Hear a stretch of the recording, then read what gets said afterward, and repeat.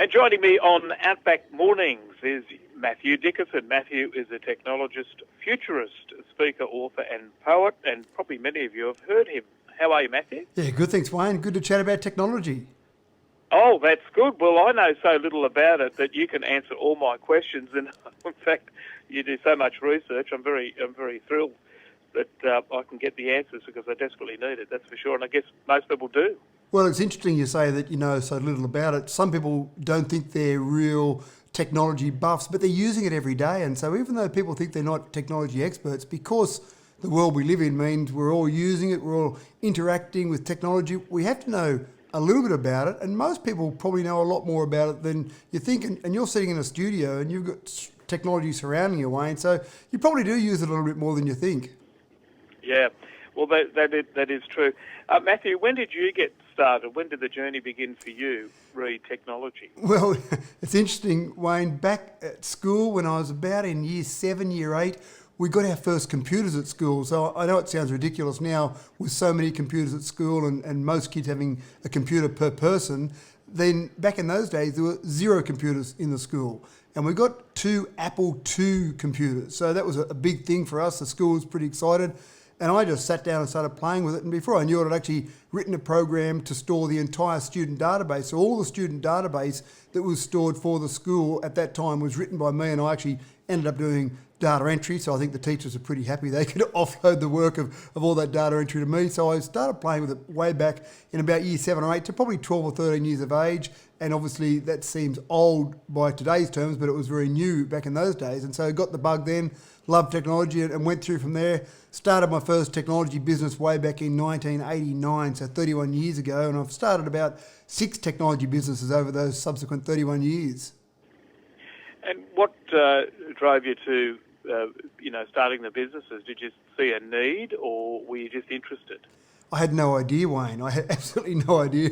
I was 21 years of age, a young kid, and went, gee, I like technology. Maybe I should start setting up some sort of business to sell technology. So there wasn't a lot of thought that went into it. I just had this real passion, this real love for technology. And back when I started, it was anything that was basically electronic. So it was two-way radios, it was fax machines, if many people can remember the old fax machines. It was pages. We had lots of pages. It was a really important segment of my business in the early days for pages. A bit like you see in the movies, be someone with their little pager sitting on their hip, and it'd go off and they'd look at the screen and there'd be a phone number on there. They'd have to find a phone somewhere because, of course, you didn't carry a mobile. You'd go and find a payphone somewhere and you'd ring that number back and get in contact with someone. So it was really anything that had electronics associated with it, then I'd try and sell. And obviously that refined itself over the years to be computers and then mobile phones. So some of those early things, the early segments that were really important to my business, some of those just became totally irrelevant as years went on. Speaking with Matthew Dickerson. Matthew is a technologist, futurist, speaker, author and poet. Did your parents used to tell you off for pulling things apart in the house and well, unplugging stuff? And we didn't have a lot of technology in the house. You had a TV was about it, and it wasn't even colour at that. So there wasn't a lot there to pull apart. So I didn't get a lot of trouble from my parents. It was more, as I said, when I got a bit older, say early adulthood, that I started pulling things apart, and my bedroom became my business centre. So basically that's where I started. My first business there was in the bedroom. So I had bits and pieces all around my bedroom, and mum and dad would look inside the bedroom and go, basically shake their head, I suppose, and say, we'll leave you to it, and away you'd go. I mean, I suppose I got some of my tinkering from my dad. My dad was a builder, and my dad would fix lots of things, so not necessarily electronics, but lots of mechanical things. So if the cement mixer wouldn't work properly, I'd be there beside him as a kid pulling it apart, or motorbikes. I used to race motorbikes as a young kid, and if there was something wrong with it, you'd pull it apart, and dad and myself would be pulling things apart. So I suppose I got that tinkering nature from dad, but not necessarily the electronics nature. I'm sure that helps. Now, you do a lot of fascinating research, and I couldn't believe what I was reading. Lickable screen. Tell us about that. Yeah, look, it was funny. I remember Steve Jobs, when he launched the old iMac G3, which was obviously a launch many, many years ago, he actually said that he wanted a computer that looked good enough that you could lick it. Well, I don't think he was actually thinking of that in reality, but there's some researchers at the Japan's Meiji University, and they've actually created this concept of a lickable screen. Now, there's 5 flavours that we can actually touch taste on our tongue at the moment. And so those 5 flavours they've got in the end of a module, and basically by feeding electricity through those different modules, you can actually taste different things on the end of this module. Now, I thought of it a little bit like when you have a 9-volt battery and you stick your tongue on the 9-volt battery to see whether or not there's any charge in it or not. That was the same sort of concept that I thought of here. And so essentially what it does is the 5 different flavours that we've got, salt, acid, bittersweet and umami, are all on the end. And when those different feeds of electricity come through, they can simulate different tastes. So you can just imagine having, for example, a smartphone or a computer set up with that screen, and then pictures of food on the screen, you could actually lick it and taste what that food might taste like. Now, that might be terrible because it might make you even hungrier than you were to begin with, but this is the sort of research that's happening at the moment around food. And look, I love the idea of getting to that point where I can lick something that tastes like chocolate, but not actually eat the chocolate, because I'm an absolute chocoholic. So being able to taste it without eating it sounds like a really good thing to me. Might be a bit of a problem with hygiene, but you'd work that one out later, wouldn't you, anyway? Yeah, at the moment with COVID-19, I can't imagine it'd be great to have lots of people licking different screens, but this is the sort of research that's going on. And what I love about technology is there's so much research going on in areas that we can't even imagine. And again, we might get to talk about it each week, but there's some people that have put years of their life into some of these things. Yeah, I always wanted smell-o-vision as a kid, because that's, the cooking shows. I smell this and you're thinking I'm already hungry just looking at it, then smelling it would be great. Yeah, there's been a few little April Fool's Day jokes done around smell-o-vision, but I haven't seen any real smell-o-vision. This is probably the closest I've seen to smell-o-vision. Yeah, fair enough. You're listening to Tech Talk on Outback Mornings with Matthew Dickinson. Matthew, tell us about what's happening in the Netherlands with their social distancing and some of their technology there that's entering the fray. Yeah, people around the world are trying to come up with different ideas to make sure that we stay at least 1.5 metres apart. In the Netherlands, they've come up with some robot waiters.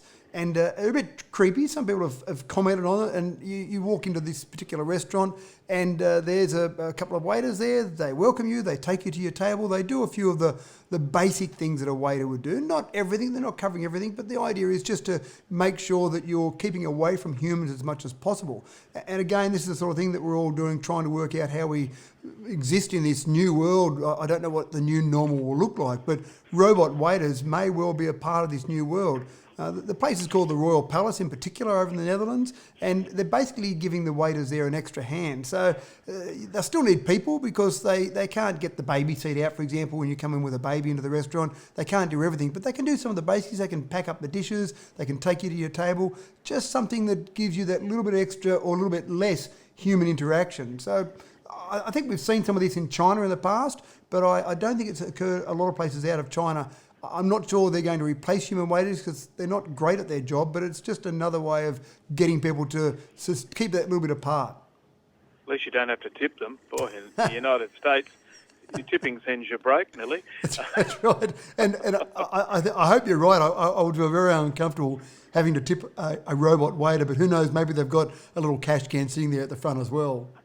I'm sure it'll be invented. You're listening to Tech Talk with Matthew Dickinson. This is Outback Mornings.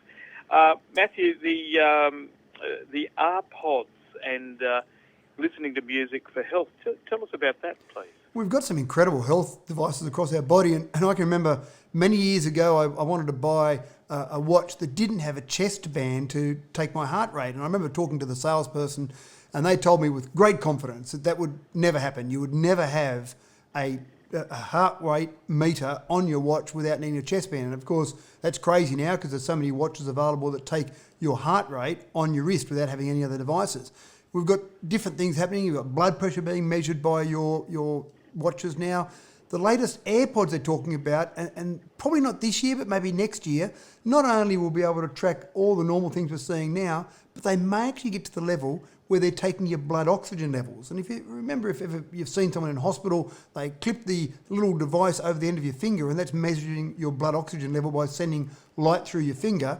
The ambient light sensors, they're talking about doing somehow, and I haven't seen exactly how yet, but basically doing that in your ears. So you'll be able to measure your blood oxygen level, for a whole range of health reasons, but believe it or not, it might actually help with COVID-19 research as well, because if you're measuring that blood oxygen level and that's falling, that could be an indication, one of the indications of COVID-19. So again, you've got this incredible research going into different areas, but ambient light sensors in your ears while you listen to your music might be one of those health sensors. And my correction there, it's not an AirPod. That's how you've written it. Sorry about that. My apologies. No, that's all right. Look forward to finding out more.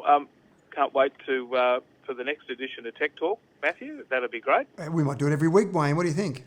I think it'd be a great idea, or at least every couple of weeks anyway. Yeah. There's so much that changes in a week in technology. It's incredible how many different things there are to talk about. All right. That sounds fantastic. And Matthew, if people want to find out more, can they look up your material? Yes, certainly. We post these interviews, for example, these are on YouTube. We'll post these tomorrow. So I only have your voice, sorry. I've got my video and your voice coming through. So absolutely, they can basically do a Google for me, for my name, Matthew Dickerson, on YouTube or basically on Facebook, and you'll see these interviews. Matthew, it's been a pleasure. Look forward to chatting next week. And, of course, you're listening to APAC Mornings, and you've been listening to Matthew Dickerson with Tech Talk. Thanks, Matthew. Thanks, Wayne. Chat next week. And you are listening to APAC Mornings.